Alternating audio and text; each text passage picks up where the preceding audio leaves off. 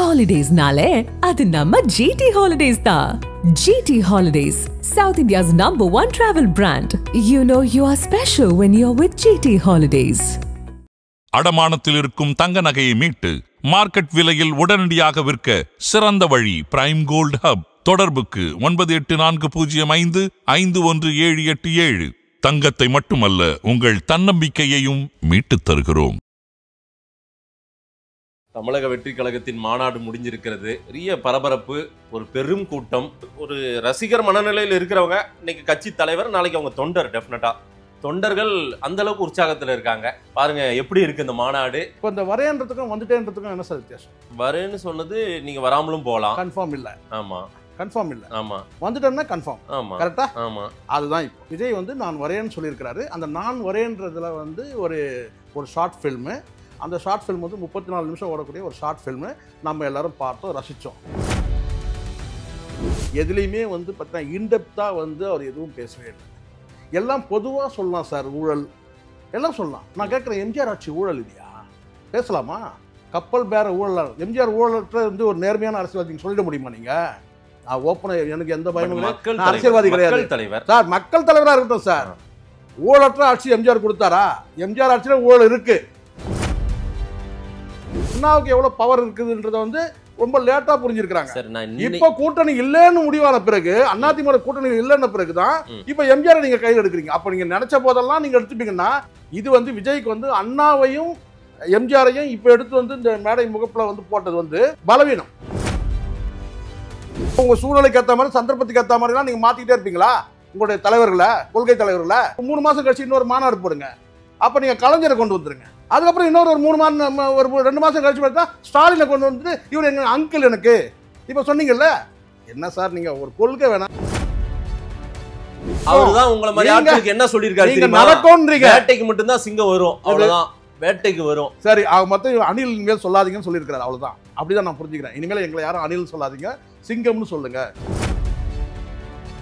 நான் சொல்றேன், லியோ படம் வந்து பார்த்தீங்கன்னா லியோ 2 டிஸ்கஷன் ஓடிட்டு இருக்கு. விஜய் இன்னும் நடிக்க போறாரு. ஆமா சார், லியோ 2 டிஸ்கஷன் ஓடிட்டு இருக்கு சார். அப்புறம் எதுக்கு இந்த கூத்தெல்லாம்?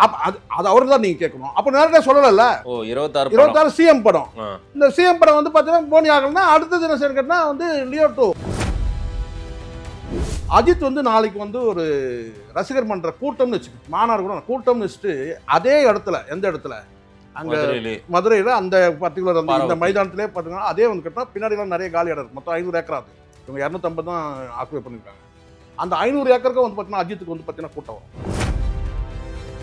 ஒரு விஷயம், நீங்கள் ஒரு தலைவர் ஆகிட்டீங்கன்னா இந்த கிண்டல் நக்கல் இதெல்லாம் பண்ணக்கூடாது. இப்போ புரியுதுங்களா? நான் தற்குறி தருதலைகள் நான் சொன்னால் உங்களுக்கு கோபம் வருது. இங்கே நீங்கள் மோடி ஜின்னு சொல்கிறீங்க, ஸ்டாலின் அங்கிள், ஸ்டாலின் சார்னு சொன்னீங்க, ஸ்டாலின் அங்கிள் சொல்கிறீங்க. உங்களை எவ்வளோ சொல்லலாம்? என்னவாகும் விஜய் அரசியல்? ஒன்றும் ஆகாது, ஊற்றி மூடிடுவாங்க. பார்க்கலாமா? அதன் தமிழர்களுக்கு வணக்கம். சிறப்பு நேர்காணலில் நம்மோடு இணைந்திருக்கிறார் பத்திரிகையாளர் சேகவரா அவர்கள். அவரிடம் கேட்பதற்கு நிறைய இருக்கின்ற, வாருங்கள் அவரிடமே கேட்போம். வணக்கம் சேகவரா சார். வணக்கம் சார். வணக்கம். தமிழக வெற்றி கழகத்தின் மாநாடு முடிஞ்சிருக்கிறது. பெரிய பரபரப்பு, ஒரு பெரும் கூட்டம், ஆர்ப்பரிப்பான கூட்டம். எங்க முந்திக்கிட்டு விஜய் கிட்ட போய் நின்றுவாங்களோன்ற பயம் அவர் பேசும்போது எனக்குமே இருந்தது, அச்சம்.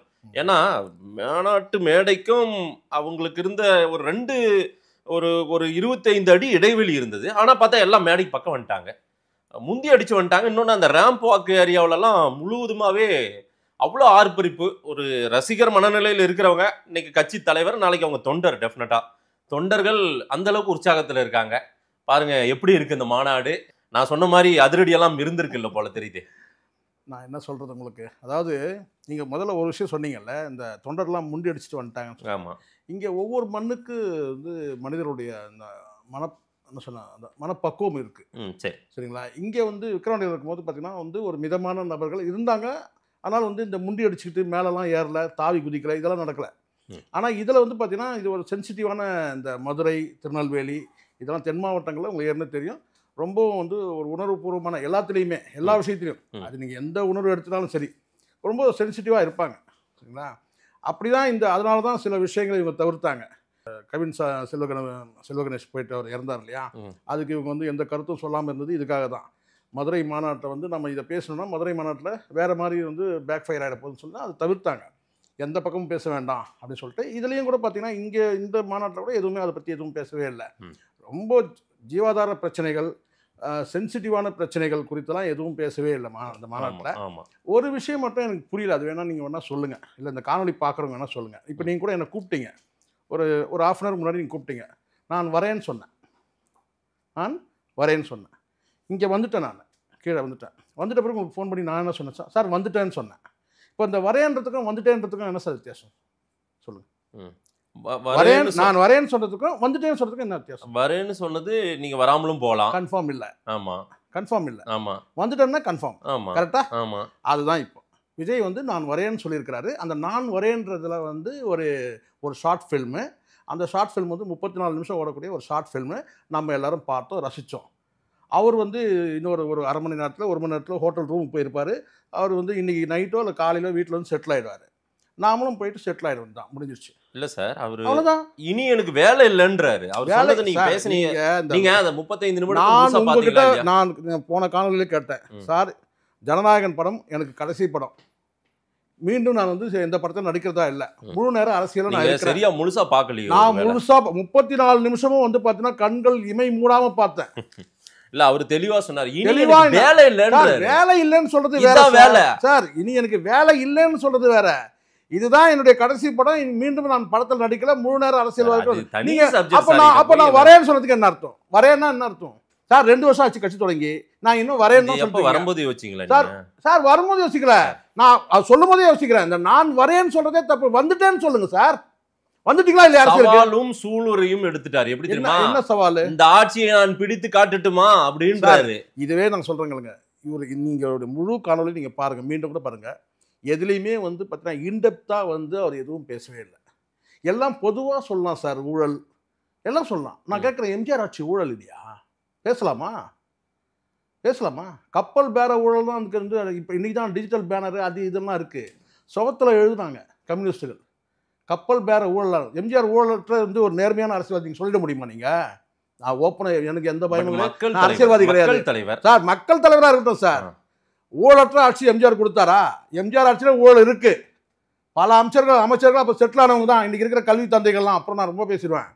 இதெல்லாம் சும்மா, இதெல்லாம் நீங்கள் வந்து திடீர்னு இப்போ எதுக்கு எம்ஜிஆர் எடுத்தீங்க? நான் கேட்குறேன், இந்த கட்சி தொடங்கும் போது உங்களுக்கு எம்ஜிஆர் நினைவு இல்லையா? உங்களுக்கு எம்ஜிஆரோடு நான் அண்ணா சார், நான் ஜான் ஆரோக்கியசாமி என்கிட்ட முதல்ல வந்து என்கிட்ட ஒரு டிஸ்கஷனில் இருக்கும்போது ராத்திரி 12 மணி டிஸ்கஷன் போது சொன்னேன், நீங்கள் உங்கள் கொள்கை தலைவர்லாம் நீங்கள் அறிவிச்சிருக்கீங்களா? அதில் வந்து நீங்கள் வந்து 5 பேர் அறிவிச்சிருக்கிறீங்க. அந்த 5 பேரில் வந்து குறிப்பிட்டு நீங்கள் வந்து ஏன் வந்து வேலு நாச்சியாரை போட்டதை டைரெக்டாக நீங்கள் வந்து பொன்முத்துராமனுக்கு தவிர போட்டிருக்கலாமே. அண்ணாவை சேர்த்திங்கன்னா தான் உங்களுக்கு வந்து ஒரு ஃபயராக இருக்கும், இல்லைனா அது வாய்ப்பே இல்லை. ஏன்னா திராவிட கட்சியில் நீங்கள் வந்து பார்த்தீங்கன்னா அண்ணாவை தவிர்த்துட்டு நீங்கள் திராவிட கட்சியில் நீங்கள் தொடவே முடியாது. இதெல்லாம் நான் சொன்னேன். ஆனால் இவங்க என்ன நினச்சிட்டாங்கன்னா பெரியாரை எடுத்தால் போதும்னு நினச்சாங்க. ஆனால் அண்ணாவுக்கு எவ்வளோ பவர் இருக்குதுன்றதை வந்து ரொம்ப லேட்டாக புரிஞ்சிருக்கிறாங்க. இப்போ கூட்டணி இல்லைன்னு முடிவான பிறகு, அதிமுக கூட்டணி இல்லைன்ன பிறகுதான் இப்போ எம்ஜிஆர் நீங்கள் கையில் எடுக்கிறீங்க. அப்போ நீங்கள் நினைச்ச போதெல்லாம் நீங்கள் எடுத்துப்பீங்கன்னா இது உங்களுக்கு பலவீனமா? நான் என்ன பேச விடுங்க ஒரே ஒரு நிமிஷம். இது வந்து விஜய்க்கு வந்து அண்ணாவையும் எம்ஜிஆரையும் இப்போ எடுத்து வந்து இந்த மேடை முகப்பில் வந்து போட்டது வந்து பலவீனம். உங்கள் மேலே உங்களுக்கு வந்து பவர் இல்லை. விஜயகாந்தை ஏன் வந்து விக்கிரவாண்டி மாநாட்டில் நீங்கள் மறந்தீங்க சொல்லுங்க? விக்கிரவாண்டி மாநாட்டில் ஏன் விஜயகாந்தை பற்றி ஏதோ ஒரே ஒரு லைன் கூட பேசவே இல்லை நீங்கள்? உங்கள் அரசியல் இப்போ நான் கேட்குறேன், நேரடியாகவே கேட்குறேன். எல்லாருக்கும் ஒரு அரசியல் வந்து பார்த்தா ஒரு என்ன சொல்ற ஒரு மானசீக குரு இருப்பாங்கல்ல. இவருக்கு யார் மானசீக குரு? எல்லாருமாவா? இப்போ நீங்கள் பேச அனுமதிங்க என்ன? நீங்க என்ன செய்ய போறீங்க? இந்த தேர் இருங்க, இப்போ நான் சொல்றேன் அவர் குரு யாருன்னு சொல்லுங்க. திரைத்துறையில இருந்து வந்தாரு, என்னுடைய மூத்தவர், முன்னோடி முன்னேத்தியர் வந்து எம்ஜிஆர். நான் கையை பிடிச்சி பார்க்கல, பேசல, அவரோட பழக முடியல. ஆனா அவரு எங்க அண்ணன் நொன்னெல்லாம் இதை எப்போ நீங்க கட்சி தொடங்கும் போது நீங்க போட வேண்டியதானே? இந்த பேனர்ல 5 பேரை கொண்டு வந்தீங்களா? விஜயகாந்த் பக்கத்தில் நிக்க வைக்க வேண்டியதானே? அப்போ உங்க சூழ்நிலைக்கு ஏற்ற மாதிரி, சந்தர்ப்பத்துக்கு ஏற்ற மாதிரிலாம் நீங்க மாத்திக்கிட்டே இருப்பீங்களா உங்களுடைய தலைவர்களை, கொள்கை தலைவர்களை? இப்போ நான் கேட்குறேன், இப்போ நீங்கள் ஏன் அடுத்து ஒரு 3 மாதம் கழிச்சு இன்னொரு மாநாடு போடுங்க. அப்போ நீங்கள் கலைஞரை கொண்டு வந்துருங்க, அதுக்கப்புறம் இன்னொரு 3 மாதம் ஒரு 2 மாதம் கழிச்சு பார்த்தா ஸ்டாலினை கொண்டு வந்துட்டு இவர் எங்கள் அங்கிள். எனக்கு இப்போ சொன்னீங்கல்ல, எனக்கு ஒரு அங்கிள், அவர் எனக்கு அண்ணன், விஜயகாந்த் எனக்கு அண்ணன், ஸ்டாலின் எனக்கு அங்கிள் சொல்லிட்டு அவர் பேர் அவருடைய படத்தை கொண்டு வந்துடுறீங்களா? என்ன சார் நீங்கள் ஒரு கொள்கை வேணாம், நியாயமா பேசுங்க. கொள்கை ஒட்டுமொத்தமே என்ன அங்கதான் கொள்கை இருக்கு. சார்? கொள்கை தலைவர்னு சொல்லிட்டு நான் மீண்டும் கூட நான் சொல்றேன், சரி, ஊழலை சார் ஊழலை ஒழிப்பது உங்க கொள்கை. நீங்க வந்து பார்த்தீங்கன்னா அண்ணாவோட நிறுத்தி இருக்கணும். அண்ணா அப்பழுக்கற்ற ஒரு தலைவர், ஒரு வருஷம் தான் இருந்தார், அதுக்கப்புறம் அவர் ஆட்சியிலே இல்லை. அதுக்கப்புறம் எல்லாமே ஊழல் தலைவர்கள் தானே. எம்ஜிஆர் யோக்கியரா சொல்லுங்க சார்? அப்படிதான் சார். எம்ஜிஆர் சார், எம்ஜிஆர் நான் கேட்கறேன், எம்ஜிஆர் ஆட்சி வந்து பார்த்தீங்கன்னா ஊழற்ற ஆட்சியா? இந்த வள்ளல் சோறு போட்டது, குழம்பு ஊத்துது, ரசம் ஊத்துது, இதெல்லாம் பேசக்கூடாது. அது எல்லாரும் தெரிஞ்சு செய்யறாங்க, தெரியாம செய்யறாங்க. மக்கள் போற்றும் தலைவர் மறைந்தும் மக்கள் போட்டு எம்ஜிஆருடைய பிறந்த நாளோ அவருடைய நினைவு ஜெயலலிதா மக்கள் அவருடைய போட்டோ வச்சு போட்டு ஊதுபத்தி ஏத்துறாங்க. நான் கேக்குறேன், ஜெயலலிதா மக்கள் போற்றும் தலைவரா இல்லையா? சொல்லுங்க. மக்கள் தலைவி தான், மக்கள் தலைவி தானே. அவங்களை கொண்டு வர வேண்டியதானே, படத்துல கொண்டு வர வேண்டியதானே. என்ன சார் வந்து சுய அறிவே இல்லாம வந்து பாத்தீங்கன்னா வந்து இதுதான், இதுக்குதான் இந்த வார்த்தை சொல்றது என்னன்னு கேட்டீங்கன்னா சுய அறிவும் கிடையாது. கொள்கையில இருந்து இன்னைக்கு நடந்ததுக்கு வாங்க. இன்னைக்கு இந்த சொல்லுங்க, இன்னைக்கு அருமையான ஒரு தெளிவான ஒரு இது ஒரு 34 நிமிஷம் ஓடின ஒரு விஜய் படத்தை, ஒரு ஷார்ட் பிலிம் பார்த்தேன் நான். வந்து எப்பவுமே 2.5 மணி நேரம் படம் பார்ப்பேன். விஜய் சினிமா வேறு, இதுவே அரசியல், இதுவே சினிமாவை தான் நான் பார்த்தேன். இதுவே சினிமாவை தான் என்ன இதுல பிலிம் எல்லாமே அவர் உள்ள வந்தது, நடந்து வந்தது, துண்டத்துக்கு தலையில கட்டது. அவரு சினிமாக்காரர் சார். அதுதான் நான் சொல்றேன், இது சினிமா படுத்தப்பட்ட கூட்டம், சரிங்களா? இது சினிமாவிலிருந்து வந்த கூட்டம். அதனால தான் அரசியல் படுத்த போறாரு. அதனால அரசியல் படுத்துறதுனால தான் அவர் பேசிக்கிட்டே இருக்கும்போது, பேசுறதுக்கு ஆரம்பிக்கிறதுக்கு முன்னாடியே ஒரு பெருங்கூட்டம் வெளியே போயிடுச்சு. பாத்தீங்களா இல்லையா? கரெக்ட், நீங்க சொல்றது கரெக்ட். அரசியல் படுத்தல. இன்னும் அவன் அரசியல் படுத்திருந்தானா தலைவர் என்ன பேசுறாருன்னு உட்கார்ந்துருப்பான்ல. திராவிட இயக்க மேடைகள்லாம் நீங்க பாத்துருக்கீங்களா? நீங்க அப்ப எதுக்கு சின்ன வந்தாங்க? சின்ன பாருங்க, ஒண்ணுமே வேண்டாம். ஒரு முறை வந்து சின்ன உதாரணம் சொல்றேன். எதுக்கு வந்தாங்க? போயிட்டாங்கன்றீங்க. அவங்களா பார்த்தாங்க, போயிட்டாங்க. நடிகரை பார்த்தாங்க, போயிட்டாங்க. அவ்வளவுதான். 11:30 மணி 11 இல்ல 12, கிட்டத்தட்ட 12 மணி. இப்பதான் 10 மணிக்கெல்லாம் மீட்டிங் க்ளோஸ் பண்ணோம். 12 மணிக்கு திருச்சி சிவா பேசுறாரு ஒரு குறிப்பிட்ட பகுதியில். ஒரு பெண் ஒரு ஆண் வந்து நகரில் எத்தனை மணி? 11:45 ஏறக்குறைய. அவரே சொல்றாரு, மணி 11 ஆயிடுச்சு, இனிமேல் கூட்டத்தை முடிச்சுட்டு நான் போய் உடல் உபாதையில் போய் நான் சாப்பிடணும்னு சொல்றாரு. யார்? திருச்சி சிவா. யார்? முதல் கட்டத்தில். இன்னைக்கு தான் முதல் கட்டம். அன்னைக்கு யாரு? அன்னைக்கு ஒரு பேச்சாளர் தான். அன்னைக்கு நான் சொல்றது கிட்டத்தட்ட 35 வருஷத்துக்கு முன்னாடி சொல்றேன் சார். இதுதான் இங்க நீங்க பாருங்க, 21ஆம் யுகத்துல இருக்கோம். எல்லாரும் லைவ்லயோ யூடியூப்ல அப்புறம் கூட போய் பாத்துக்கலாம். அதே சார் மனசாட்சியோட பேசுங்க. இந்த கூட்டத்துல இவ்வளோ சிரத்தை எடுத்து கிட்டத்தட்ட 1 மாசத்து காலத்துக்கு 2 மாசத்துக்கு மேல போராட்டம் பண்ணி அதை பண்ணி இதை பண்ணி எல்லாம் பண்ணிட்டு ஒரு 34 நிமிஷம் தான் உங்களால் நிக்க முடியுதுன்னா நான் என்ன சொல்றேன்? எவ்வளவு பேசுவாரு யார்? 1 மணி நேரம், குறைஞ்சபட்சம் 1 மணி நேரம் பேசணும் சார். குறைஞ்சபட்சம் 1 மணி நேரம் பேசணும். மற்றவர்களையும் பேச விட்டு சார். மற்றவங்க என்ன பேசுறாங்க? யார் சார் என்ன சார் பேசுறாங்க? ஏதாவது சொல்லுங்க சார். ஆதவர்ஜுனா என்ன பேசினார்? ஆதவர்ஜுனா சொல்லுங்க. ஏதாவது ஒரு இன்டெப்த் இருக்கா சார்? ஏதாவது அதுதான் இவங்க பேசுறது எல்லாமே. நான் மீண்டும் கூட நான் சொல்றேன், ஒரு மேம்போக்கா சொல்றது வேற சார். ஊழல் கட்சிகள் இவங்க இதை பண்ணிட்டாங்க, என்னை வந்து மூர்த்தி வந்து எனக்கு தடுத்துட்டாரு, அதை பண்ணிட்டாரு, இது பண்ணிட்டாரு, இதெல்லாம் ஒரு பேச்சா? இதெல்லாம் ஒரு எதிர்கட்சி ஆளுங்கட்சியாக இருந்தால் இது மாதிரி சில இடர்பாடுகள் தான் வரதான் செய்யும். எவ்வளோ பார்த்துட்டாங்க. நான் ஜெயலலிதா அவர்கள் மீது செருப்பு வீசின கதெல்லாம் இருக்கு. அப்படியே தான் நடந்துச்சா நான் மேடையில்? அதெல்லாம் வந்து சும்மா நீங்கள் வந்து உங்களுக்கு இன்டெப்த்தாக உங்களுக்கு எதுவும் சப்ஜெக்ட் உள்ளே போக முடியல. அப்படியே விஜய் எடுத்துகிட்டு வந்தாலும் பார்த்தீங்கன்னா மறந்துடுறாரு. கொஞ்சம் கேப் இருந்து நீங்கள் பார்த்தீங்க. அது கேப் ஒன்று. இது பாருங்க, ஒரு விஷயம் ஒன்று ஃபுல்லாகவே வந்து நீங்கள் எழுதி வச்சு படிச்சிடணும். பிரச்சனையே கிடையாது. அப்போ ஒன்று உங்களுடைய வந்து ஓன் மைண்ட்லேருந்து பேசணும். நீங்கள் படிச்சுட்டு என்ன செய்யணும்னா ஹோம்ஒர்க் பண்ணிட்டு வந்து பேசுனீங்க. ஆனால் பெட்டர். என்ன பெட்டர்? இதுக்கு முன்னாடி இதோட கொஞ்சம் நல்லா ஹோம்ஒர்க் பண்ணியிருக்கிறாரு. இந்த மாதிரி நல்லா ஹோம்ஒர்க் பண்ணியிருக்காரு. எப்படி சொல்றீங்க? 34 நிமிஷம் 34 நிமிஷம். அதுக்கப்புறம் இவங்களெல்லாம் மறக்காமல் வந்து ஒவ்வொருத்தராக சொல்லிட்டே வந்தது. மும்முனை தாக்குதல்ன்ற மாதிரி இருக்குன்னா அதிமுகவும் சார்ந்தது, பிஜேபியும் சார்ந்தது. ஏன்னா வந்து உங்களுக்கு தெரிஞ்சிச்சு இனிமேல் கூட்டணி வரமாட்டாங்க. நேரடி அதிமுக பேரே சொல்லவே மாட்டேன். அதுதான் நானும் கேட்குறேன். அதுதான் எடப்பாடி கட்சி போயிடுச்சு, நீங்க அது போயிடுச்சுன்னா எடப்பாடி பேர் சொல்றது உங்களுக்கு என்ன பிரச்சனை? எடப்பாடியும் பேசல, அதிமுகன்னு சொல்ல மாட்டேன். அதிமுக சொல்லல சார். அதிமுக கட்சினாரு, அந்த கட்சினாரு. அதெல்லாம் இதெல்லாம் ஒரு பலவீனன்ற நான் இன்டெப்த் இல்லைன்றது இதுதான். ஆனா பரவாயில்ல, முன்னை விட கொஞ்சம் பரவாயில்ல. ஏடிஎம்கே கிட்ட கொஞ்சம் வந்துட்டாரு. ஆழமா எதுவுமே இல்லை. நீங்க ஒண்ணு சார் இங்க ஒரு விஷயம் இருக்கு சார். எதுக்குன்னா ஒருத்தர் வெளிப்படையா எதிர்த்தணும் சார். இல்ல நன்றி பாராட்டுறீங்க, இல்ல வந்து நீங்க அதை வெளிப்படையா சொல்ல. அவரு ரொம்ப கிளியரா இருக்கிற மாதிரி தெரியுது. என்ன கிளியரா இருக்கிற மாதிரி? ஒரு கிளியரும் கிடையாது, ஒரு கிளியரும் கிடையாது. நான் பார்த்த வரைக்கும் நான் சொல்றேன் கேட்டா, இதுக்கு முன்னாடி இந்த மேடையோட இன்னும் கொஞ்சம் வந்து கொஞ்சம் பெட்டரா இருக்கு. நல்ல ஹோம்ஒர்க் பண்ணிட்டு வந்திருக்காரு. அதிமுகவையும் சாடுறாரு, பிஜேபியும் சாடுறாரு. அதான் சொன்னார் இல்லையா, மோடிஜி வந்து பாத்தீங்கன்னா இந்த முரட்டு பிடிவாதத்தை இந்த நீட் விஷயத்துல பேசுறது எல்லாம் இதெல்லாம் எப்ப பேசணும்? என்னைக்கு நீங்க முதல் தடவை வந்து கூப்பிட்டு விருது வழங்குவீங்களா? ஒன்னொன்னா சார் பேசுவாரு சார். ஒன்னொன்னெல்லாம் இது பேசுறதுக்கு இது கிடையாது. இப்போ நான் சொல்றேன், இப்ப நீங்க இப்ப எடுத்துப்போம். இப்போ எதிர்கால திட்டம் என்ன? இப்போ ஒரு வேட்பாளர் அறிவிக்கிறேன்னு சொல்லிட்டு அவரே சொல்லிட்டாரு. அவ்வளவுதான். அடுத்த கட்சியோட நிகழ்வு என்ன? முன்னாடியா சொன்னாரு ஒரு கூட்டத்துல நடக்கும் சார். எது நடக்கும்? அவர்தான் உங்களை மாதிரி ஆட்களுக்கு என்ன சொல்லிருக்காரு தெரியுமா? நடக்கும்ன்றீங்க. வேட்டைக்கு மட்டும் தான் சிங்கம் வரும், அவ்வளவுதான். வேட்டைக்கு வரும். சரி, அவங்க மொத்தம் அணில் மேல் சொல்லாதீங்கன்னு சொல்லியிருக்காரு. அவ்வளவுதான். அப்படிதான் நான் புரிஞ்சுக்கிறேன். இனிமேல் எங்களை யாரும் அணில் சொல்லாதீங்க, சிங்கம்னு சொல்லுங்க, சிங்கம்னு சொல்லுங்கன்னு சொல்லியிருக்காரு. அவ்வளவுதான்.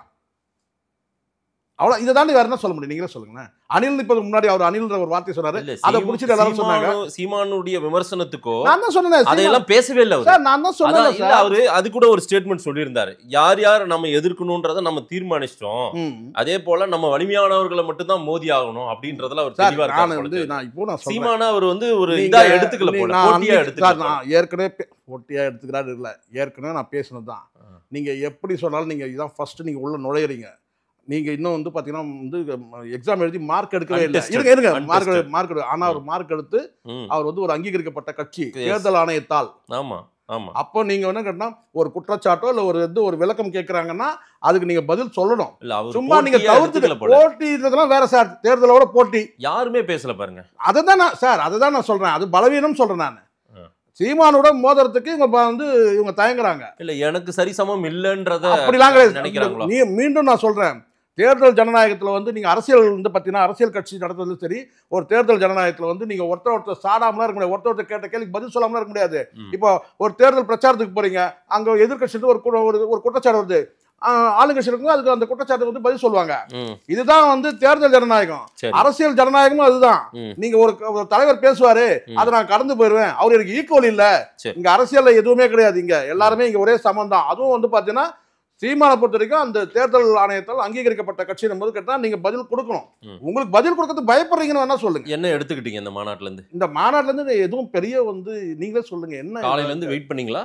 காலையில இருந்து நான் ஏன் காத்திருக்கிறேன்? ரொட்டீன் ஒர்க்ல வந்து பார்த்தா ஈவினிங் எப்படியும் இந்த சினிமா நம்ம ஏற்கனவே தெரிஞ்சது தானே. இவர் எத்தனை மணிக்கு வருவாரு, அந்த ரேம்ப் எல்லாம் போடும்போது தெரிஞ்சிடுச்சு. சரிங்களா? அது வழக்கமான பாட்டு தான். என்ன பாட்டு இது? தமிழன் கூடி பறக்குது. அது பாட்டு இதெல்லாம் நம்ம எதிர்பார்த்து உங்க விஜய் எளியவன் வரான் நானு அப்படின்னு மீண்டும் பாட்டெல்லாம் வந்துச்சு. நீங்க வரேன்னு சொல்றதே அசிங்கமான விஷயமா நான் பாக்குறேன். அசிங்கமான விஷயம் வரேன்னு சொல்றதே. வந்துட்டேன்னு சொல்லுங்க. 2 வருஷம் ஆச்சு கட்சி தொடங்கி. நான் இன்னும் நான் வரேன்னா வந்துட்டேன்னு சொல்லுங்க சார். உங்களோட நான் களத்தில் இருக்கிறேன்னு சொல்லிட்டீங்கன்னா வந்துட்டீங்க தானே. அப்புறம் நான் வரேன்னா பலவீனம். இனி நான் ஒவ்வொன்றும் வெளியே போக போறேன், எல்லாரையும் சந்திக்க. அதெல்லாம் ஒன்றும் சொல்லல. அதெல்லாம் சார் இதெல்லாம் 34 நிமிஷம் சார் நான் பார்த்தேன். இதெல்லாம் இப்படி சொல்றது கிடையாது. சார் நீங்க இவ்வளவு எல்லாரும் எதிர்பார்க்கறது. அடுத்து நீங்க என்ன செய்யணும்? நீங்களே சொன்னீங்க போன தடவை என்னன்னு கேட்டா ஒரு பிரச்சாரத்துக்கு வந்து பாத யாத்திரை சார். வேலை அந்த வார்த்தையே வேணான்ற. நேரடியா வாங்க. நான் சொல்றேன், லியோ படம் வந்து பாத்தீங்கன்னா லியோ 2 டிஸ்கஷன் ஓடிட்டு இருக்கு. யார்கிட்ட டிஸ்கஷன் ஓடிட்டு இருக்கு. அவ்வளவுதான். விஜய் இன்னும் நடிக்க போறாரு. ஆமா சார், லியோ 2 டிஸ்கஷன் ஓடிட்டு இருக்கு சார். அப்புறம் எதுக்கு இந்த கூத்தெல்லாம்? அது அவரு தான் நீங்க கேட்கணும். அப்ப நேரடியா சொல்லல. நான் என்ன சொன்னேன்? நான் உங்களுக்கு என்ன சொன்னேன் சார்? கண்டிப்பா வந்து இது ஜனநாயகன் என் கடைசி படம், நான் வந்து 3 நேரம் அரசியல்வாதி ஆயிட்டேன் அப்படின்னு சொல்லணுமா இல்லையா? இது வரைக்கும் சொல்லவே இல்லை. அப்ப அதுல என்ன தெரியுது? அடுத்த படம் டிஸ்கஷன் போயிட்டு இருக்கு. 26 இந்த படம் எப்படின்னு பாப்பாரு. எந்த படம்? இந்த சிஎம் படம். 26 சிஎம் படம். இந்த சிஎம் படம் வந்து பாத்தீங்கன்னா போனி ஆகலன்னா அடுத்தது என்ன கேட்டா வந்து லியோ 2. அவ்வளவுதான். பாசிசம் பாயாசம்னாரு, இப்ப பாய்சன்ட்டாரு. திமுகவை பாய்சன் விஷம்ன்றாரு சார். இது வந்து நான் சொன்னா இது நீங்க எப்படி எடுத்துப்பீங்க தெரியல. எழுதி எடுத்துட்டு வரும்போது ஏற்பட்ட கோளாறா இருக்கலாம். எழுதி எடுத்துட்டு வந்தாங்கல்ல இந்த பாசிசம் பாயாசம்லாம். அது பாயாசம்ன்றது வந்து கேட்டா டங் ஸ்லிப் ஆகி பாயசம் சொல்லிட்டாரு. அவ்வளவுதான். ஸோ இது உங்களுக்கு புரியல. அதாவது என்னன்னா அவர் எழுதி எடுத்து வந்ததில் வந்து பல விஷயம் படிக்கும்போது பாயசம் சொல்லிட்டாரு. பாசிசம் சொல்லிட்டு சொல்ல கேட்டா அதை பாயாசம் சொல்லணும். வழக்கமா அவங்க டைலாக் அதானே சார். பாயாசம் தானே சார். அவங்களுக்கு பாயாசம் தானே ஆத்திட்டு இருக்கிறாங்க. எல்லாரும் டீ ஆற்றுவாங்க அரசியலில் சில பேர். இவங்க பாயாசம் ஆத்துறாங்க 2 வருஷமா. நானும் பார்த்துருக்கிறேன். இது டங் ஸ்லிப் ஆகி பாயசம் சொல்லிட்டாரு. அவ்வளோதான். பல லட்சக்கணக்கான கூட்டம் வருது. நான் மீண்டும் சொல்கிறேன், இங்கே அஜித் குமார் நாளைக்கு சும்மா ஒரு பேச்சு தான் சொல்ல. அவர் இழுக்க வேண்டாம். இதில் ரொம்ப நல்ல மனுஷன், இழுக்க வேண்டாம்.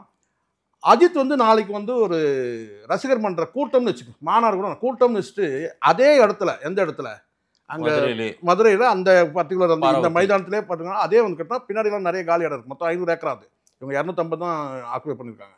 அந்த 500 ஏக்கருக்கும் வந்து பார்த்தீங்கன்னா அஜித்துக்கு வந்து பார்த்தீங்கன்னா கூட்டம் வரும். 500 ஏக்கருக்கு வரும். அஜித் வந்து ஒரு கூட்டம் அறிவிச்சார்னா நீங்கள் இது ஒரு ஊருக்கு 10 பேர் நீங்கள் செலக்ட் பண்ணால் கூட சார், நான் சொல்கிறேன், ஒரு கிராமத்தில் 5 பேர் வந்தால் கூட பார்த்தீங்கன்னா ஒரு பெரும் கூட்டம் வந்துடும். இந்த கூட்டம்லாம் வந்து தத்துவம் சார்ந்து வந்து கேட்கக்கூடிய கூட்டம், தத்துவம் சார்ந்து இவருடைய பேச்சுக்களை கேட்க வந்த கூட்டம் கிடையாது. அப்படியே போக மாட்டாங்க. தத்துவத்துக்கான கூட்டம் கிடையாது அது. ஒரு நடிகரை பார்க்க வந்த கூட்டம், பார்த்தாங்க கலைஞ்சு போயிட்டாங்க. கொஞ்சம் முன்னமே வழி இருக்கிறவங்க போயிட்டான், வழி இல்லாதவங்க வெளியில எப்படி வர்றதுன்னு தெரியாதவங்க அங்கேயே முடிச்சுட்டு இருந்தா. அவ்வளவுதான். மாநாடு வரைக்கும் வெயிட் பண்ணுங்க சார், அவர் என்ன பேச போறாருன்னு பாப்போம், நம்ம பேசுவோம். இப்ப அடுத்து வர்ற 8 மாசம் நம்ம ஒவ்வொரு ஆக்டிவிட்டியும் நிச்சயமா பேசுவோம். நான் சொல்றேன் பாருங்க, இன்னைக்கு எடுத்திருக்க ஸ்டாண்ட் என்னன்னு கேட்டீங்கன்னா தனித்து போட்டி. இன்னும் அது கூட அவங்க அழுத்தமா சொல்லலன்னு வச்சுக்கிறேன். அழுத்தமா தனித்து போட்டி சொல்லிட்டாங்க. அதிமுகவுக்கு இப்போ ஒரு முன்னாடி வந்து பாத்தீங்கன்னா வந்து டர்க்கி டவல் போட்டிருந்தாரு. இப்ப இந்த மெல்லிய டவல்ஸ் இருக்கு இல்லையா, அந்த 50 ரூபா 40 ரூபாய்க்கு இருக்கும் பாருங்க, அந்த துண்டு போட்டு வைக்கிறாரு. முன்னாடி திக்கா வந்து டர்க்கி டவல் போட்டு இருந்தாரு கூட்டணிக்காக. அவ்வளவுதான். ஏடிஎம்கே வச்சு பேசுறாரு. ஏடிஎம் சார், இப்ப எடப்பாடி பேரை சொல்லவே இல்லையே, ஏடிஎம்கே பேரை சொல்லவே இல்லை. எடப்பாடியும் விமர்சனம் பண்ணிருக்காரு. விஜய்க்கு ஒன்றும் தெரியல, அறியாமல பேசி சார். அதுதான் நான் சொல்றேன் சார், இனிமே தான் சார் அடுத்தடுத்து இவங்க முதல்ல சடனா இன்னைக்கு சொன்னா இப்ப நீங்க என்ன கேட்பீங்க? நேற்று வரைக்கும் வந்து எடப்பாடி விமர்சனம் நானே கேட்பேன்ல. நேற்று வரைக்கும் எடப்பாடி சார் நம்ம தானே சார் ஒன்று சொல்லி கொண்டு வரோம். இன்னைக்கு வந்து வாழை சுட்டிட்டு வந்து புசி அணைஞ்சிருக்கு காரணமே நீங்களும் நான் தான். நம்ம தானே பேசிட்டு இருக்கிறோம். இன்னைக்கு வந்து ஜான் ஆரோக்கியசாமிக்கு ஏதோ நம்ம நன்மை செஞ்சிருக்கிறோம் ஒரு வகையில. ஏன்னா அவர் தான் ரொம்ப கஷ்டத்தை அனுபவிச்சிருந்தாரு. அந்த இடத்துல வந்து பார்த்தீங்கன்னா இப்போ ஆதவர்ஜனா வந்துட்டாரு, அவ்வளோதான். ஸோ இது இப்போ நான் உங்களுக்கு அழுத்தமாக பதிவு பண்ணுறேன். இந்த கூட்டத்தை இந்த நிகழ்வு இருக்கு இல்லையா, இந்த நிகழ்வுக்கு அப்புறம் நீங்கள் என்ன நடக்குதுன்னு நீங்கள் பார்த்துட்டு நம்ம மறுபடியும் கூட உட்காருவோம். அடுத்தடுத்து பயணம் தான், ஒன்றும் நடக்காது சார். எடப்பாடி அடுத்தடுத்து விமர்சனம் பண்ணுவார் சார், நான் சொல்லிடுறேன். சரி, அடுத்தடுத்து ஏன்னா விஜய் செயல்பாடு என்னன்னு கேட்குறேன். அதுதான் சார், அதுதான் நான் சொல்லல. விஜய் வந்து பார்த்தீங்கன்னா இப்போதைக்கு வந்து அடாப்ட் பண்ணிட்டாரு. யார? எம்ஜிஆரையும் வந்து விஜயகாந்த் படம் வச்சாக்கா அவங்க ஏதாவது கிளைம் பண்ணுவாங்கன்னு சொல்லிட்டு பேரை மட்டும் சொல்றாரு. இது பலவீனம் சொல்றேன் நான். இப்ப கூட நீங்க சொல்லுங்க, மானசீக குரு இவர் தான் எனக்கு மானசீக அரசியல் குரு சொல்லுங்க பார்க்கலாம். நாளைக்கு நீங்க யாரை வேணாலும் எடுத்துப்பீங்க சார். இப்ப தீவிர அரசியல்ல இறங்கிட்டாருல்ல இப்ப மாநாட்டுக்கு பிறகு. தீவிர அரசியல்லாம் கிடையாது, அப்படி எதுவும் அவர் சொல்லவே இல்லையே, நீங்களே இழுத்துக்கிறீங்க. தீவிர அரசியல்லாம் ஒன்றும் கிடையாது. தீவிர அரசியல்னா நாளைக்கு என்ன ப்ரோக்ராம் தெரியணும், பாத்துருவோம் நம்ம. நாளைக்கு வந்து இன்னைக்கு வரைக்கும் சார் தீவிர அரசியல் ஒரு 2 நாள் ரெஸ்ட் எடுக்கட்டும் விடுங்க. 2 நாள் இல்ல சார், அவர் ஃபுல்லாவே ரெஸ்ட்ல தான் இருக்க போறாரு. நாளைக்கு போய் முதல்ல என்ன செய்யணும், அவருக்கு நெருக்கமானவங்க கிட்ட வந்து பார்த்தீங்கன்னா எப்படி இருந்தது மாமாவுடைய பெர்ஃபார்மன்ஸு, மாமான்னு போட்டுங்க. ஸ்டாலின் அவர் அங்கிள் சொல்லும் போது நம்ம விஜய் மாமான்னு சொல்றதுல ஒன்றும் தப்பு ஒன்றும் கிடையாது. மாமாவுடைய பெர்ஃபார்மன்ஸ் எப்படி இருக்குன்னு சொல்லிட்டு அவருக்கு நெருக்கமானவங்கிட்ட போய் கேட்க போறாரு, அவ்வளோதானே நான் சொல்றேன். ஏன் வருத்தப்படுறீங்க? விஜய் மாமான்னு சொல்ல தப்பா? மாமாவுடைய பெர்ஃபார்மன்ஸ் எப்படி இருக்குன்னு சொல்லிட்டு அவர் நெருக்கமானவங்கிட்ட போய் கேட்பாரு. எங்க அப்படி கிடையாது சார். யாரையுமே நீங்க பாருங்க, ஒரு விஷயம், நீங்க ஒரு தலைவர் ஆயிட்டீங்கன்னா இந்த கிண்டலு நக்கலு இதெல்லாம் பண்ணக்கூடாது. இப்ப புரியுதுங்களா? நான் தற்குறி தருதலைகள் நான் சொன்னா உங்களுக்கு கோபம் வருது. இங்க நீங்க மோடி ஜின்னு சொல்றீங்க, ஸ்டாலின் அங்கிள், ஸ்டாலின் சார்னு சொன்னீங்க, ஸ்டாலின் அங்கிள் சொல்றீங்க. உங்களை எவ்வளவு சொல்லலாம், எவ்வளவு சொல்லலாம் சார். அவரு அன்பில் அதெல்லாம் தப்பு. அவர் ஏற்கனவே அன்பில் பால் சொல்றது வேற. பாருங்க, நான் ரொம்ப நேர்மையா பேசுறேன். யாருக்கும் நான் வந்து முட்டு கொடுக்குறோம் கிடையாது, யாருக்கும் வந்து சொம்படிக்கிறோம் கிடையாது. எனக்கு எல்லாருமே ஒண்ணுதான். இன்னைக்கு கூட இந்த தமிழ்நாடு அரசு வந்து பாத்தீங்கன்னா பல திட்டங்கள் வந்து நல்ல திட்டங்கள் இருக்கு.